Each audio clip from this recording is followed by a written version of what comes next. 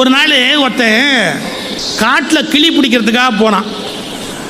ஒரு மரத்தில் பஞ்சவர்ண கிளியும் பக்கத்திலேயே காக்காயும் உட்காந்து பேசிக்கிட்டு இருந்தது. இந்த கிளி காக்காயை பார்த்து திமிரா சொல்லிச்சான், ஹே டர்ட்டி காக்காய், தள்ளி உட்காரு. காக்கா கேட்டு, ஏன் இவ்வளோ அவமானமாக பேசுகிற?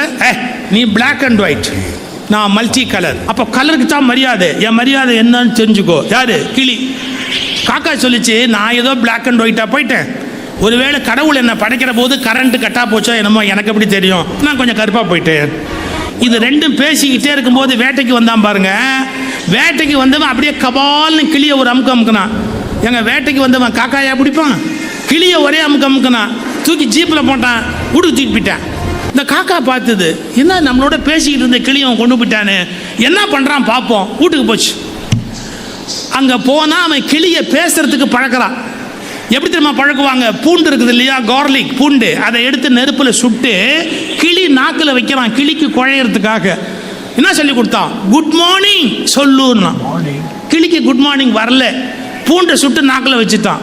கிச்சு மூச்சுன்னு கத்துச்சு பாருங்க. காக்கா மேலேருந்து பார்த்தது, நல்ல வேளை நான் பிளாக் அண்ட் ஒயிட்.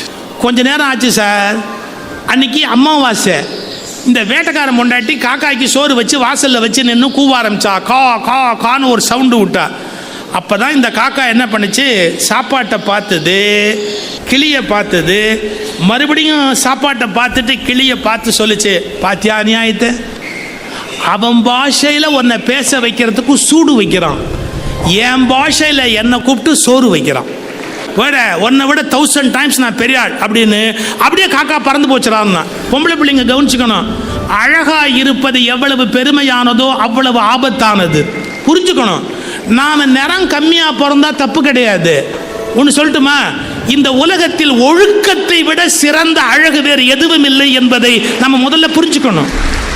உலகம் முழுவதும் எந்த ஜூவிலும் வைக்கப்படாத ஒரே பறவை காக்கை. ஏன் தெரியுங்களா? சுதந்திரமாக இருப்பதை விட பெரிய அழகு இந்த உலகத்தில் வேறு எதுவுமே இல்லை. காக்கை எப்போதும் சுதந்திரமானது.